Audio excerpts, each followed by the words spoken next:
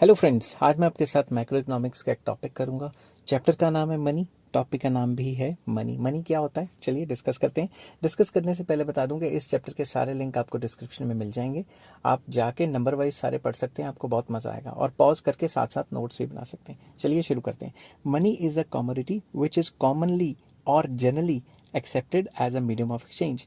Money कोई भी ऐसी कमोडिटी है जो कि आमतौर पर लोग as a medium of exchange उसे एक्सेप्ट कर लेते हैं। It is the medium in which prices and values are expressed. Money एक ऐसा मीडियम है जिसमें किसी भी चीज़ का कीमत, प्राइस या किसी भी चीज़ की वैल्यू को एक्सप्रेस किया जाता है।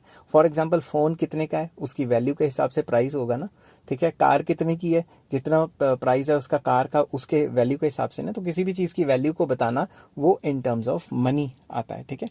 It circulates from person to person and country to country, facilitating trade and it is the principal measure of wealth.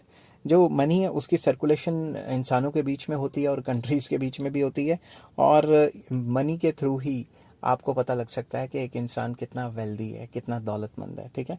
वैसे मनी का चैप्टर पढ़ रही हैं तो इसलिए मैं मनी मनी कर रहा हूँ, ठीक है। अब आप ये भी कह सकते हैं कि जिसके पास नॉलेज ज़्यादा है वो असल में अमीर है, मगर मनी के चैप्टर में हम टर्मिनोलॉजी ऐसी यूज़ कर रहे हैं कि जिसके पास पैसा ज़्यादा है, कैसे पता लगेगा कौन सा इंसान वेल्दी है। इन टर्म्स ऑफ मनी, जिसके पास मनी ज़्यादा है वो ज़्यादा वेल्दी माना जाता है आजकल की सिचुएशन के हिसाब से। हेलो फ्रेंड्स, आज मैं आपके साथ मैक्रो इकोनॉमिक्स का एक और टॉपिक लेके आया हूँ। चैप्टर का नाम है मनी और टॉपिक का नाम है बार्टर सिस्टम ऑफ एक्सचेंज। तो इस टॉपिक को शुरू कराने से पहले मैं आपको बता दूं कि इस चैप्टर के सारे लिंक आपको डिस्क्रिप्शन में मिल जाएंगे। नंबर वाइज देखेंगे तो बहुत मजा आएगा। तो चलिए शुरू करते हैं। बार्टर सिस्टम क्या होता है? बार्टर सिस्टम एक ऐसा सिस्टम होता है जिसमें goods are exchange for goods. पुराने ज़माने में चीज़ के बदले चीज़ देते थे, कि एक प्रोड्यूसर है वो कोई मटकियाँ बना रहा है या फिर मिट्टी के बर्तन बना रहा है, दूसरा मोची है वो जूते बना रहा है, तो एक दूसरे से एक्सचेंज कर लेते थे। मनी एग्जिस्ट नहीं करता था। Barter system of exchange is a system in which goods are exchange for goods. ये एक ऐसा सिस्टम है जिसमें चीज़ के बदले चीज़ एक्सचेंज की जाती है। Such economy is also called CC economy. CC मतलब commodity for commodity. Here C stands for commodity, ठीक है, तो इसलिए इसको कॉमोडिटी फॉर कॉमोडिटी कहा गया है। CC economy where the commodity for commodity is exchange. मतलब सीसी इकोनॉमी वो इकोनॉमी है जिसमें कॉमोडिटी की जगह कॉमोडिटी एक्सचेंज की जाती है, गुड्स की जगह गुड्स एक्सचेंज की जाती है, ठीक है। आई होप ये वीडियो आपको समझ आई होगी और पसंद भी आई होगी। हेलो फ्रेंड्स, आज मैं आपके साथ मैक्रो इकोनॉमिक्स का एक और टॉपिक लेके आया हूँ। चैप्टर का नाम है मनी, टॉपिक का नाम है ड्रॉबैक्स ऑफ बार्टर सिस्टम। ये जो बार्टर सिस्टम है इसके ड्रॉबैक्स क्या हैं, इसकी खामियां क्या थी, वो डिस्कस करेंगे। इससे पहले अगर आपको ये क्वेश्चन आए तो आपने आपने पेपर में जो बार्टर सिस्टम है उसका मीनिंग ज़रूर लिखना है। मैंने बार्टर सिस्टम पे एक छोटी सी वीडियो बनाई है जिसका लिंक आपको डिस्क्रिप्शन में मिल जाएगा। तो बार्टर सिस्टम एक ऐसा सिस्टम होता है जिसमें goods are exchange for goods, चीज़ के बदले चीज़ एक्सचेंज की जाती है। इसमें कई खामियां थी इसलिए यह ख़त्म हो गया। क्या खामियां थी वो हम डिस्कस करेंगे।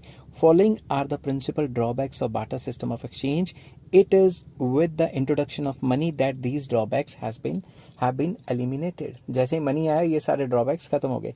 तो पहला ड्रॉबैक है double coincidence of wants. Double coincidence of wants का मतलब क्या है, मैं आपको पहले एक एग्जांपल से समझाता हूँ।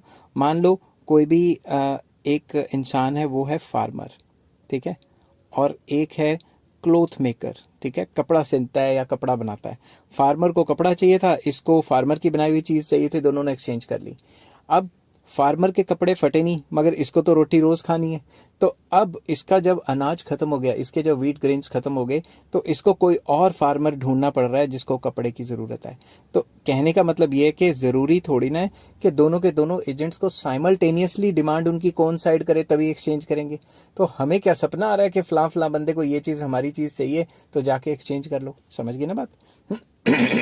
बोल बोल के गला बैठ गया। तो चलते हैं। ओहो, ये गलत पेन सिलेक्ट कर लिया मैंने।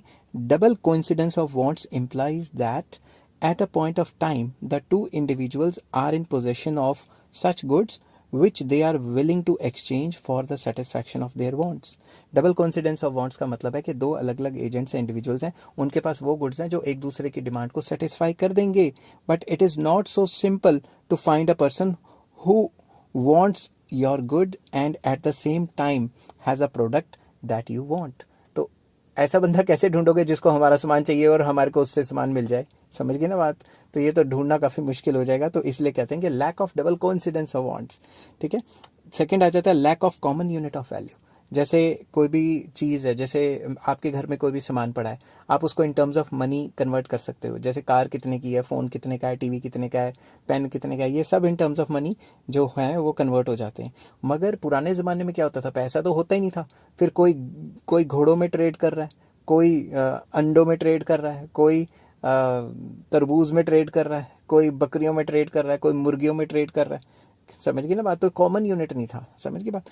Under barter system there was no common unit of value of a particular good, that is some value the goods in terms of goat, कोई लोग कह देते थे इतनी बकरियों का ये सामान दे दे, horses, rice, etc. Evolution of money has given us a common unit of value and therefore a system of accounting. पैसे के आने से ये कॉमन यूनिट ऑफ वैल्यू का जो मसला था ये ख़त्म हो गया, और कॉमन यूनिट की जो प्रॉब्लम्स है उससे हमें मतलब फ़ायदा हुआ है काफ़ी, और ये अकाउंटिंग करने में भी काफ़ी सही रहता है। नेक्स्ट आ जाता है डिफ़िकल्टी ऑफ फ्यूचर पेमेंट और contractual payment. Difficulty of future payment और कॉन्ट्रेक्चुअल पेमेंट का मतलब ये है कि मान लो मैंने किसी स्टूडेंट को पढ़ाया और मैंने उसे कह दिया कि आपकी फ़ीस है 10,000, तो वो अब 10,000 मुझे देगा या 5,000 मुझे देगा, चाहे वो 100 के नोट दे, 500 के नोट दे, 1,000 2,000 के नोट दे, मैं मना तो नहीं ना कर सकता। 10,000 इस 10,000। मगर दूसरी तरफ अगर पैसे ना होते, मैं उसे कहता कि मुझे ये फ़लाँ चीज़ दे, और अगर वो मुझे फ़लाँ चीज़ दे देता, मैं कह देता 20 किलो सेब लेके आ, तो 20 किलो सेब लेके आता, वो सड़े हुए होते, मीठे ना होते, ये ना होते, वो ना होते, पंगा पड़ गया था ना। दूसरी तरफ अगर मैंने अपने फ्रेंड को 1 किलो सेब उधार दिए, उससे 1 किलो सेब मैंने 1 साल के बाद लेने हैं, तो जो मैंने सेब दिए थे जब वो वापस करेगा मैं कहूँगा मेरे तो मीठे थे, वो मीठे देगा मैं कहूँगा मेरे तो लाल थे, वो लाल देगा मैं कहूँगा मेरे तो और लाल थे, वो और लाल देगा मैं कहूँगा मेरे तो और ज़्यादा मीठे थे। तो ऐसे पैसे की टर्म्स में तो कन्फ्लिक्ट पड़ेगा नहीं, क्योंकि 500 का नोट मुझे वो वापस करे या फिर कोई भी करेंसी में करे, अगर 10,000 देने तो जितने कर्जा है वो वापस कर सकता है। ठीक है ना, मनी की वैल्यू तो सेम होती है, मगर गुड्स की टर्म्स में ऐसे बड़ा पंगा पड़ जाता है। Future payments or contractual payments would create many problems under barter system. When the future payments in terms of goods are made, conflicts may arise most of the time. अगर आपने किसी को फ्यूचर पेमेंट देनी है, उसकी जगह कोई चीज़ दे दी, तो ये समझो कन्फ्लिक्ट आया ही आया। समझ की बात? Difficulty of storage of value. Barter system में आप किसी भी चीज़ की वैल्यू को स्टोर करके रखना बहुत मुश्किल था। जैसे किसान है, फार्मर ने काम किया और वो अपनी वीट को संभाल के रखेगा, पता नहीं कब तक संभालेगा और कैसे संभाल पाएगा, उसकी कॉस्टिंग ही बहुत ज़्यादा आ जाएगी। समझ की बात? मगर आजकल क्या है, वो वीट को मार्केट में बेचता है और पैसे को सेव कर सकता है, क्योंकि पैसे की वैल्यू को सेव करके रखा जा सकता है। In barter system saving is possible only by the way of storage of goods. अब गुड्स को स्टोर कर सकते हो, ठीक है, गुड्स की वैल्यू को स्टोर नहीं कर सकते। It involve substantial storage cost as well as fear of capital loss. क्या पता जो स्टोर की हुई चीज़ है वो ख़राब ही हो जाए, और स्टोरेज अगर अच्छी तरह से की तो बहुत ज़्यादा पैसे लग सकते हैं। पैसे मतलब बहुत ज़्यादा खर्च हो सकता है, बहुत ज़्यादा टाइम मनी एफर्ट लग सकता है, तो स्टोरेज की कॉस्टिंग बहुत ज़्यादा पड़ सकती है। Next, difficulty of transfer of value. अब आजकल क्या है, आप यहाँ से अमेरिका पढ़ने चले जाओ, आपके घर वाले यहाँ से बैंक में पैसे डालेंगे, वहाँ से निकल जाएंगे, तो transfer of value during money तो बहुत अच्छे से हो सकता है, मगर बार्टर सिस्टम में ये बहुत मुश्किल था। अगर आप फॉरेन पढ़ने चले गए तो चटाई यहाँ से लेके जाओगे, या बिस्तरा यहाँ से लेके जाओगे, अपना बेड तकिया यहाँ से लेके जाओगे, कैसे लेके जाओगे इतनी दूर? एक और एग्जाम्पल, अगर यहाँ से किसी दूर जगह आपके पापा की ट्रांसफ़र होगी तो अपना घर थोड़ी ना उठा के लेके जाओगे। आजकल के ज़माने में क्या है, घर बेचा, वहाँ जाके और ख़रीद लिया। पैसे की वैल्यू को ट्रांसफ़र करना आसान है, गुड्स को बहुत दूर दूर तक कैसे लेके जाओगे? In the barter system, it is difficult task to transfer the goods from one place to far off places, and if possible, it is too expensive. कैसे लेके जाएंगे? हाथियों से घसीट के लेके जाएंगे घर, तो पता नहीं टूट ही ना जाए। समझ की बात?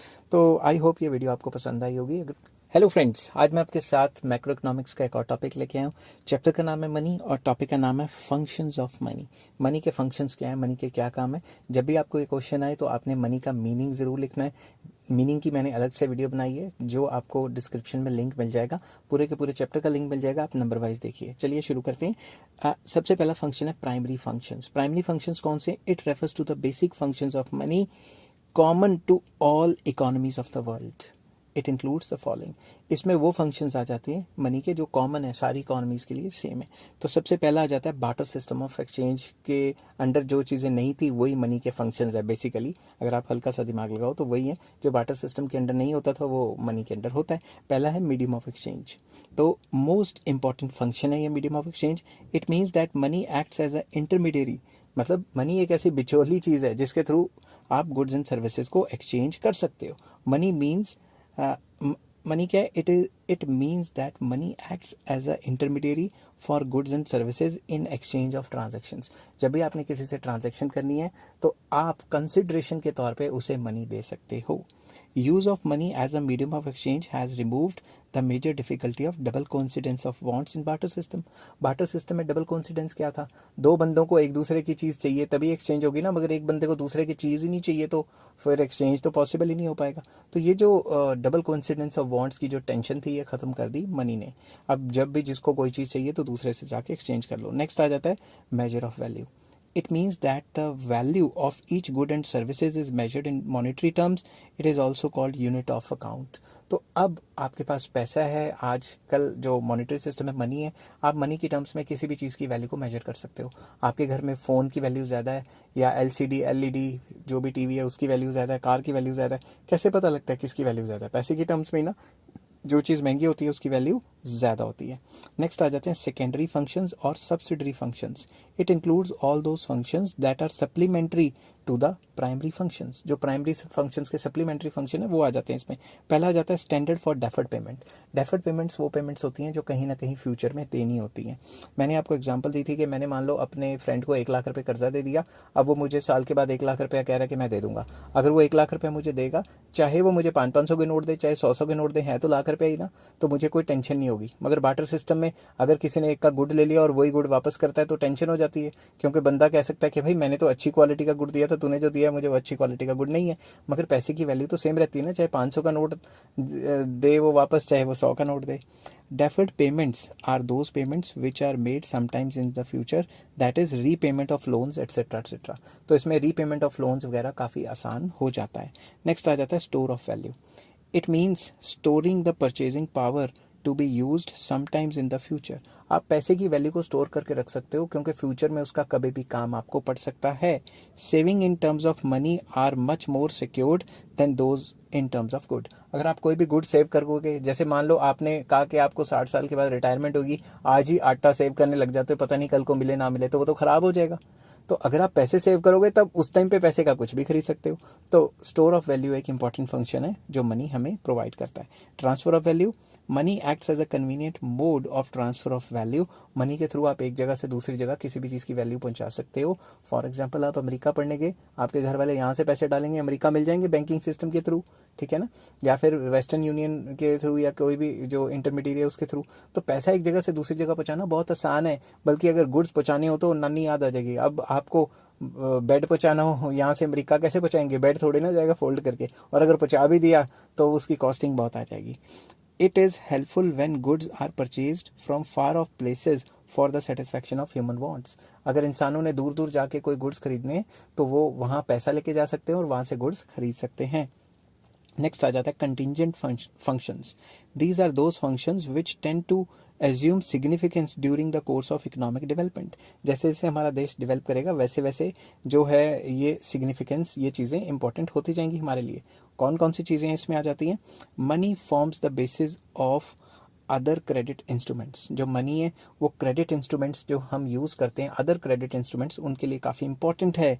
Money serves as a basis for all credit instruments like cheques, drafts et cetera et cetera. आप किसी को चेक देते हो, भाई मनी है तभी तो चेक दे रहे हो ना. अगर मनी ना एग्जिस्ट करता तो चेक किसको देते? या कोई ड्राफ्ट बना के दे दिया किसी को, ट्रैवलर चेक दे दिया, कुछ भी दे दिया. मनी है तभी करोगे ना ये सारे काम. Money facilitates the study of national income distribution. जैसे मैक्रो में बहुत इंपॉर्टेंट हुए हैं जॉन मेनार्ड कीन्स, जिनको जेएम केन्स कहा जाता है. कुछ लोग कीन्स कहते हैं, कुछ लोग केन्स कहते हैं, एक ही बात है, बंदा एक ही है, ठीक है. तो ये जो नेशनल इनकम की स्टडी है ये उन्होंने कहा था कि बहुत इंपॉर्टेंट है और हमें करनी चाहिए. तो आजकल आए दिन कहते हैं नेशनल इनकम बढ़ गई, जीडीपी बढ़ गई, ये बढ़ गया वो बढ़ गया, ठीक है. तो अब ये जो सब कुछ है, जीडीपी हो, नेशनल इनकम हो, ये इन टर्म्स ऑफ मनी तो होता है. अगर मनी नहीं होगी तो किन टर्म्स में निकालेंगे, ठीक है ना. Every data is measured in terms of money, that is national income, per capita income, etc etc. आजकल जितने भी इकोनॉमिक डाटाज हैं वो इन टर्म्स ऑफ मनी है. डॉलर भी तो मनी है, इसी में गिनते हैं. बिरर of option.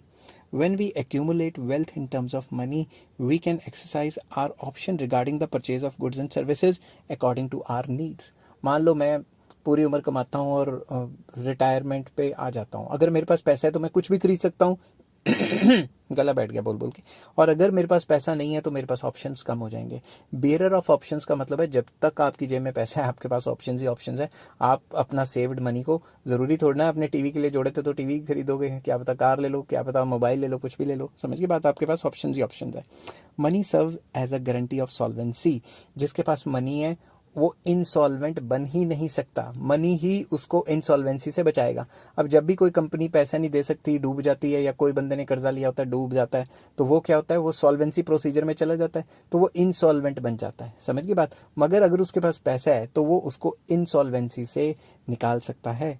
Monetary deposits serves as a guarantee against the insolvency. कि अगर इंसॉल्वेंसी है तो मनी गारंटी देता है कि भाई इंसॉल्वेंसी का पंगा, सॉल्वेंसी में कन्वर्ट करने के लिए उसको पैसे ही चाहिए। A firm can be bankrupt when it fails to fulfil its monetary liabilities. Company ने कर्जा ले लिया, पैसे है नहीं और अब नहीं दे पा रही तो इंसॉल्वेंसी का केस चलेगा, और अगर उसके पास पैसे होते तो वो इंसॉल्वेंसी का केस सॉल्व हो जाता, कोई पंगा ही ना पड़ता। नेक्स्ट आ जाता है money facilitates liquidity of capital. Fixed assets can be converted into money that induce people to generate wealth in the form of such assets. Simple words में इस पॉइंट का मतलब है कि जो मनी है यही फैसिलिटेट करता है कि जितनी भी कैपिटल है उसको लिक्विड करना। मान लो मेरे पास बहुत ज़मीन है, मेरे पास वैसे तो ज़मीन नहीं है, मान लो मैं बहुत ज़मीनों का मालिक होता या बहुत सारा सोना होता मेरे पास, तो उसकी वैल्यू क्यों होती, सोने की ज़मीनों की इतनी जायदाद की वैल्यू क्यों होती, वो इसलिए होती कि उसको मैं कभी भी बेच के मनी में कन्वर्ट कर सकता हूँ। और अगर मनी ना होता तो मैं इतनी ज़मीन को क्या सर पे मारता, ठीक है ना, जब मुझे कोई चीज़ चाहिए मैं ले ही नहीं पा रहा हूँ। तो मनी ही कैपिटल या वेल्थ को आसानी से लिक्विडिटी में कन्वर्ट करता है। मनी ही एक जरिया है जिसके थ्रू ये कन्वर्ट हो सकती हैं। नेक्स्ट आ जाता है money facilitates the concept of equilibrium. Money है तभी तो इक्विलिब्रियम है, जैसे कंज्यूमर इक्विलिब्रियम। कंज्यूमर इक्विलिब्रियम कब होता है, जब प्राइस और मार्जिनल यूटिलिटीज बराबर होती हैं, या फिर डिफरेंट डिफरेंट जगह पे इंडिफरेंस कर्व उस पर टेंजेंट होती है। तो ये सारे कंसेप्ट मनी की टर्म्स में ही तो हम निकालते हैं कि इनकम इतनी होगी तो हम ऐसा खर्चेंगे और मैक्सिमम सेटिस्फैक्शन पे होंगे। या प्रोड्यूसर इक्विलिब्रियम, वो भी मैक्सिमम प्रोड्यूसर का भी इक्विलिब्रियम होता है जब प्रोड्यूसर को मैक्सिमम प्रॉफिट होता है, और मैक्सिमम प्रॉफिट भी इन टर्म्स ऑफ मनी देखेंगे। तो आज आके सारे इक्विलिब्रियम मनी की टर्म्स में ही खत्म होते हैं। हेलो फ्रेंड्स, आज मैं आपके साथ मैक्रो इकोनॉमिक्स का एक और टॉपिक लेके आया हूँ। चैप्टर का नाम है मनी, टॉपिक का नाम है फिएट मनी। फिएट मनी क्या होता है, चलिए शुरू करते हैं। शुरू करने से पहले बता दूं कि इस चैप्टर के सारे लिंक आपको डिस्क्रिप्शन में मिल जाएंगे, नंबर वाइज पढ़ोगे तो बहुत मजा आएगा। Fiat money refers to that money which is issued by order or authority of the government. Fiat money वो मनी है जो सरकार इशू करती है और सरकार के ऑर्डर पे ही इशू होता है। वैसे सेंट्रल बैंक इशू करता है, सेंट्रल बैंक भी सरकारी होता है इसलिए। तो it includes all notes and coins which the people in a country are legally bound to accept as a medium of exchange. तो फिएट मनी वो मनी है जिसके पीछे सरकार की अथॉरिटी होती है और सारे लोगों को वो एक्सेप्ट करना ही है as a medium of exchange, कोई उसको डिनाई नहीं कर सकता। इसलिए जब भी आपको कोई पैसे, आप किसी को पैसे दे रहे हो, हल्के फुल्के फटे भी हुए हैं और अगला मना कर रहा है, तो इस बात पे आप उसे ये कह सकते हो कि यू कैन नॉट डिनाई, आप डिनाई नहीं कर सकते लेने से। और अगर वो डिनाई करता है उससे रिटर्न में ले लोगे तो वो अंदर हो सकता है, ठीक है। तो कहने की बात ये है कि फिएट मनी वो मनी है जिसके पीछे सरकार की अथॉरिटी है कि ये चलेगा ही चलेगा, और इसको हाई पावर्ड मनी भी कहा जाता है, जिसको एच मनी भी कहते हैं। एच मनी मतलब सीधा ऐसे लिखना, एच मनी, समझ की बात। हेलो फ्रेंड्स, आज मैं आपके साथ मैक्रो इकोनॉमिक्स का एक और टॉपिक लेके आया हूँ। चैप्टर का नाम है मनी, टॉपिक का नाम है फिडुशरी मनी। फिडुशरी मनी कराने से पहले आपको बता दूं कि इस चैप्टर के सारे लिंक आपको डिस्क्रिप्शन में मिल जाएंगे, नंबर वाइज पढ़ेंगे तो बहुत मजा आएगा। Fiduciary money is that money which is accepted as a medium of exchange because of the trust between the payer and the payee. तो फिडुशरी मनी एक ऐसा मनी है जिसको मीडियम ऑफ एक्सचेंज के तौर पे यूज़ कर सकते हैं, मगर ये सरकार की अथॉरिटी पे बेस नहीं होता। ये जो पेयर है और पेई है उसके म्यूचुअल ट्रस्ट की वजह से ये as a medium of exchange use हो सकता है। For example cheques. अब मैंने किसी से चेक में पेमेंट ले ली, सरकार ने मुझे जोर ज़बरदस्ती नहीं कर सकती कि मैं चेक में लूँ, ठीक है, मगर मैं चेक में ले ली। क्यों? क्योंकि जो चेक देने वाला है मुझे उस पर पूरा भरोसा है, ठीक है। और अगर कहीं ये भरोसा टूट गया तो चेक बाउंस के केस भी हो जाते हैं, अदालतें भरी पड़ी हैं चेक बाउंस के केस पे, क्योंकि वो एक ट्रस्ट पे बेस्ड है और अगर किसी और ने ट्रस्ट तोड़ दिया तो उसके ऊपर केस है, ठीक है। तो फिडुशरी मनी कंक्लूड करता हूँ एक ऐसा मनी जिसके पीछे सरकार की अथॉरिटी नहीं है, जिसके पीछे पेयर और पेई के बीच में म्यूचुअल ट्रस्ट है। हेलो फ्रेंड्स, आज मैं आपके साथ मैक्रो इकोनॉमिक्स का एक और टॉपिक लेके आया हूँ। चैप्टर का नाम है मनी, टॉपिक का नाम है फुल बॉडीड मनी। चलिए शुरू करते हैं। शुरू करने से पहले बता दूं कि इस चैप्टर के सारे लिंक आपको डिस्क्रिप्शन में मिल जाएंगे। Full bodied money refers to the money in terms of coins whose commodity value is equal to the money value as and when these are issued. Simple words में full bodied money एक ऐसा money है जिसकी money value और commodity value बराबर होती हैं. For example 1 रुपए का सिक्का, 1 रुपए का सिक्का जब इशू हुआ होगा उस टाइम पे जितना मेटल उसको यूज करने में लगा होगा वो भी 1 रुपए का होगा. 5 रुपए का सिक्का, जब 5 रुपए का सिक्का जिस टाइम पे बना होगा उस टाइम पे 5 रुपए के मेटल से ही वो 5 रुपए का सिक्का बना होगा. अब क्या हुआ, मेटल महंगा हो गया, लोगों ने सिक्के पिघला पिघला के बेचने शुरू कर दिए. इसीलिए गवर्नमेंट की मजबूरियां बन जाती हैं कि सिक्के थोड़े पतले कर दें और हल्के कर दें. समझ गए ना बात. तो फुल बॉडीड मनी एक ऐसा मनी होता है जिसमें ज्यादातर सिक्के ही आते हैं और सिक्के जब भी बनते हैं उनकी मनी वैल्यू और जिस चीज के वो बने हैं उनकी कमोडिटी वैल्यू अगर बराबर है तो उसे फुल बॉडीड मनी कहा जाता है. हेलो फ्रेंड्स, आज मैं आपके साथ मैक्रो इकोनॉमिक्स का एक और टॉपिक लेके आया हूँ. चैप्टर का नाम है मनी, टॉपिक का नाम है क्रेडिट मनी. तो चलिए शुरू करते हैं. शुरू करने से पहले बता दूं कि इस चैप्टर के सारे लिंक आपको डिस्क्रिप्शन में मिल जाएंगे. नंबर वाइज चेक करेंगे तो सारा चैप्टर समझ आ जाएगा. Credit money refers to that money of which the monetary value is more than commodity value. तो क्रेडिट मनी एक ऐसा मनी है जिसमें मॉनिटरी वैल्यू हमेशा ज्यादा होती है कमोडिटी वैल्यू से. एग्जाम्पल, नोट, 500 का नोट, 100 का नोट, जो कागज है जिस मटेरियल का वो बना है उसकी वैल्यू हमेशा उसकी जो मॉनेटरी वैल्यू है उससे कम ही होगी. तो commodity value is always less than monetary value. तो इसमें हम 2000 के नोट को इंक्लूड कर सकते हैं, सारे नोटों को एक तकरीबन इंक्लूड कर सकते हैं. 1 रुपए के नोट को मत इंक्लूड करना, तो क्योंकि कागज क्या पता उसका थोड़ा महंगा आ जाए.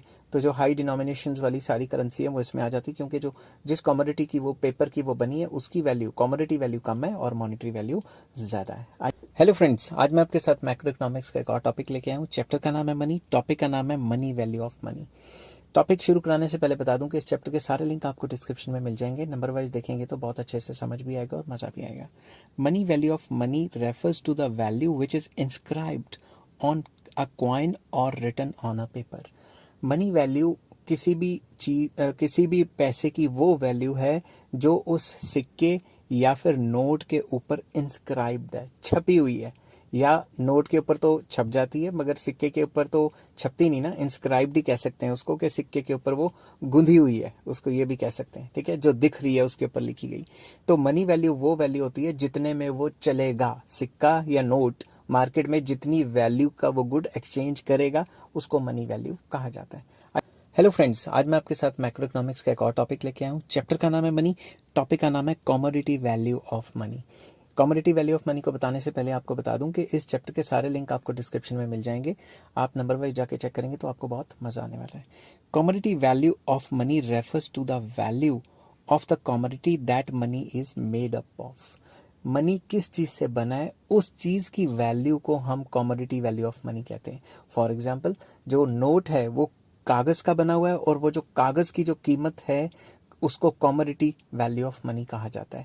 या फिर जो सिक्का है वो जिस मेटल का बना हुआ है उस मेटल की जो कीमत है वो कमोडिटी वैल्यू ऑफ मनी कही जाती है. हेलो फ्रेंड्स, आज मैं आपके साथ मैक्रो इकोनॉमिक्स का एक और टॉपिक लेके आया हूँ. चैप्टर का नाम है मनी और टॉपिक का नाम है सप्लाई ऑफ मनी. टॉपिक शुरू कराने से पहले आपको बता दूं कि इस चैप्टर के सारे लिंक आपको डिस्क्रिप्शन में मिल जाएंगे. नंबर वाइज चेक करेंगे तो बहुत मजा आएगा और समझ भी आएगा. चलिए शुरू करते हैं. Supply of money is a stock concept.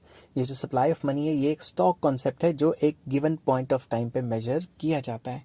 It refers to the total stock of money held by the people of a country at a point of time.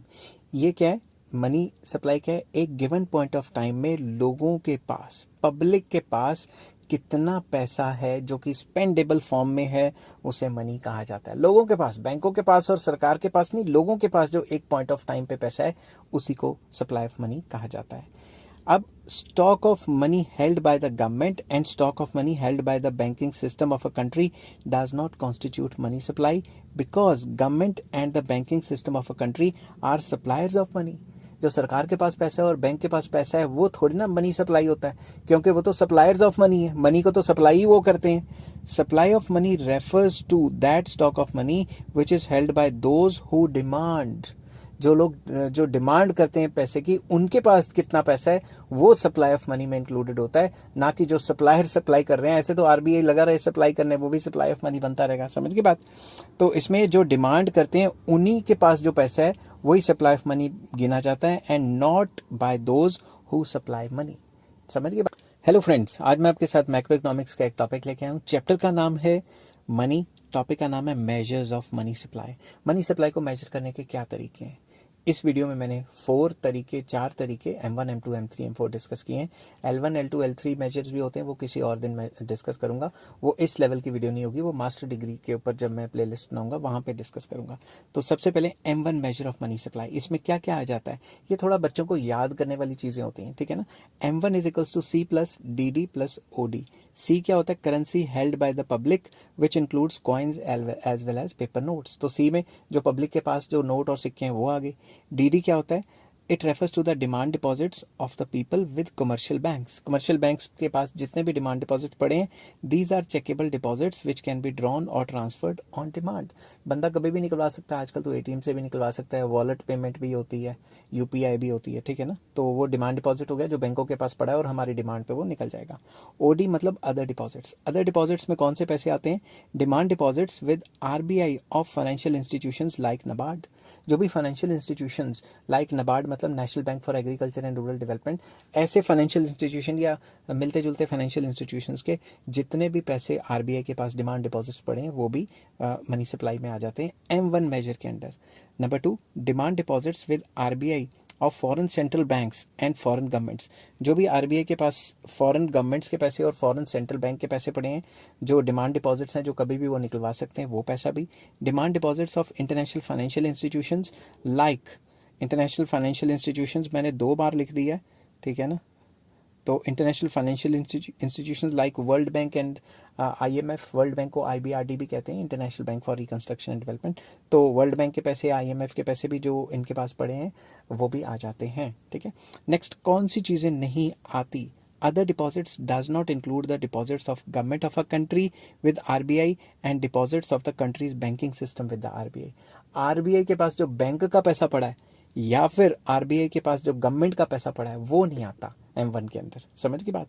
अब नेक्स्ट मेजर आ जाता है M2 measure of money supply. जो M2 major है वो थोड़ा बड़ा है, ठीक है, वो ब्रॉडर है। M2 measure is broader concept of money supply as compare to M1। क्यों, besides all components of M1 it also includes savings of the people with the post office. जो पोस्ट ऑफिस में लोगों ने savings की है वो भी इसमें इंक्लूड कर दी जाती है। तो M2 का फॉर्मूला क्या है, M1 plus demand deposits with post office saving accounts. जो पोस्ट ऑफिस के सेविंग अकाउंट्स हैं, पोस्ट ऑफिस में भी तो लोग पैसे जमा कराते हैं ना, वो भी आ जाता है।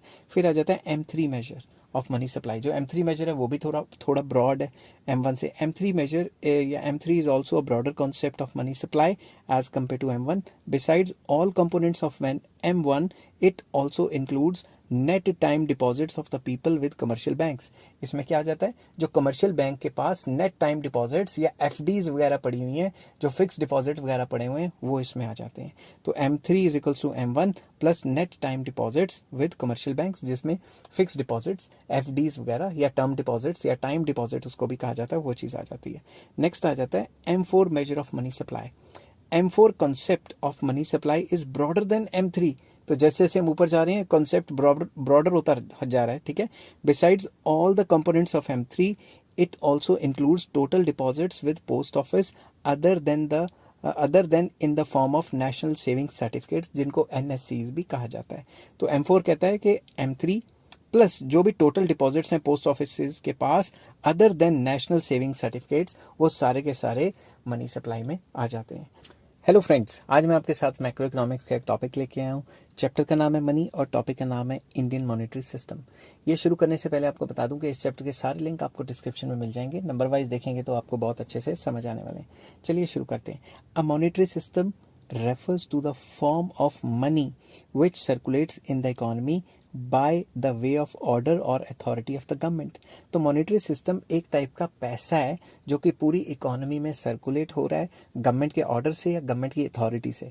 अगर गवर्नमेंट की अथॉरिटी के बिना पैसा सर्कुलेट होगा वो हाई पावर्ड मनी नहीं होगा, उस पर कोई गारंटी नहीं है कि वो चलेगा कि नहीं चलेगा। India is using paper currency. India paper currency use करता है। इसका मतलब ये नहीं कि सिक्के नहीं चलते, सिक्के भी चलते हैं। Accordingly Indian monetary system is described as a paper currency standard. तो इंडियन मॉनेटरी सिस्टम को पेपर करेंसी स्टैंडर्ड के तौर पे पेश किया जाता है। Paper currency does not exclude the use of metal coins. इसका मतलब ये नहीं कि इंडिया में सिक्के नहीं चलते। Both metal coins and paper notes are credit money in India. Credit money का मतलब कि उनकी जो मॉनेटरी वैल्यू है वो, क्रेडिट मनी क्या होता है मैं अब बार बार बता रहा हूँ, क्रेडिट वैल्यू वो होता है जिनकी मॉनेटरी वैल्यू ज़्यादा है और कमोडिटी वैल्यू जो है वो कम है। समझ गए बात। तो आप ये क्या होता है कमोडिटी वैल्यू और मॉनेटरी वैल्यू क्या होता है, इसकी मैंने डेडिकेटेड वीडियोस बनाई हुई है, आप डिस्क्रिप्शन में जाके लिंक चेक कर सकते हैं और उससे पूरी वीडियोस देख सकते हैं। Coins in India are limited legal tender. Coins in India are limited legal tender का मतलब है कि जब भी आप कॉइन्स कहीं भी लेके जाओगे तो वो एक लिमिटेड क्वांटिटी में ही एक्सेप्ट होंगे। फॉर एग्जांपल मैंने किसी बच्चे से फीस लेनी है लेट 10,000, तो 10,000 उनसे फीस लेनी है, तो अगर वो 1 रुपए के 10,000 के सिक्के ले आए, मैं तो गिनता गिनता पागल हो जाऊंगा। तो पैसे क्या है, रुपए क्या है, लिमिटेड लीगल टेंडर, ये एक्सेप्ट हो सकते हैं मगर एक लिमिटेड क्वांटिटी में। Paper notes in India are unlimited legal tender. Paper note में चाहे वो मुझे 10-10 के नोट दे दे, मैं मतलब रिजेक्ट नहीं कर सकता क्योंकि उसके पीछे सरकार की अथॉरिटी है ना, लीगल टेंडर है मनी, ठीक है। It means that coins can be used to settle payments only of limited value, while paper notes can be used to settle the payments of unlimited value. Paper notes तो आप जितने मर्जी के दे सकते हो मगर जो सिक्के हैं वो लिमिटेड वैल्यू में ही दे सकते हो। हेलो फ्रेंड्स, आज मैं आपके साथ मैक्रो इकोनॉमिक्स का एक टॉपिक लेके आया हूँ। चैप्टर का नाम है मनी और टॉपिक का नाम है what governs note issuing in India. India में जब नोट इशू करने लगते हैं तो क्या चीज़ देखते हैं, कैसे नोट इशू करते हैं, ये सारा कंसेप्ट आपको समझाऊंगा। और समझाने से पहले आपको बता दूं कि इस चैप्टर के सारे लिंक आपको डिस्क्रिप्शन में मिल जाएंगे, आप नंबर वाइज देख सकते हैं, तभी आपको अच्छे से टॉपिक समझ आएगा। चलिए शुरू करते हैं। Note issuing in India is governed bye minimum reserve system. जब भी नोट इशू किया जाता है तो मिनिमम रिजर्व सिस्टम को फॉलो किया जाता है। The entire currency issued has the banking of minimum gold reserves. जितनी भी करेंसी इशू की गई है उसके पीछे मिनिमम गोल्ड रिजर्व्स हैं। अगर उतने गोल्ड रिजर्व्स नहीं होंगे तो इशू नहीं कर सकते further currency. 2 points must be carefully understood जो इसके अंडर आते हैं। पहला है gold reserves are just the minimum reserves, that is 115 crore रुपए के। These are not proportionate to the currency in circulation. सरकार के पास मिनिमम गोल्ड रिजर्व्स 115 करोड़ के होने चाहिए। अगर उतने नहीं हुए तो फर्दर करेंसी नहीं छपेगी। और ऐसा कोई प्रोपोर्शनेट रिलेशनशिप नहीं है कि इतने रुपए की करेंसी है तो उतने रुपए का ही गोल्ड होना चाहिए। समझ गए बात। तो करेंसी ज्यादा की है और गोल्ड कम है, ठीक है। दूसरा, money with the people is entirely credit money. जो लोगों के पास जो पैसा है वो प्रॉपरली क्रेडिट मनी है। It can not be converted into silver और गोल्ड बाय इशूइंग अथॉरिटी। सरकार ये गारंटी तो दे रही है कि ये चलेगा चलेगा, नोट के ऊपर लिखा होता है ना कि मैं धारक को पे करने की वादा करता हूँ, फलां फलां जो भी लिखा होता है तो वो लिखा होता है। But according to economics it can not be converted into gold and silver. वो जो पैसा है वो गोल्ड और सिल्वर में नहीं कन्वर्ट किया जा सकता क्योंकि जितना गोल्ड एंड सिल्वर है उससे कई गुना ज्यादा छापा हुआ है। Gold reserves are just a backing not a stock to convert paper notes into gold. तो वो तो एक टाइप की सिर्फ बैकिंग है, वो पूरे के पूरे 50 के नोट का 50 रुपए का गोल्ड आपको नहीं मिलेगा। आई होप ये वीडियो आपको क्लियर कर गई होगी कि नोट के पीछे क्या बैकिंग पावर होती है। अगर ये वीडियो आपको पसंद आती है तो please like share and subscribe. और इस चैप्टर के सारे लिंक आपको डिस्क्रिप्शन में मिल जाएंगे, नंबर वाइज देखेंगे तो बहुत अच्छे से समझ आएंगे। Take care, bye bye.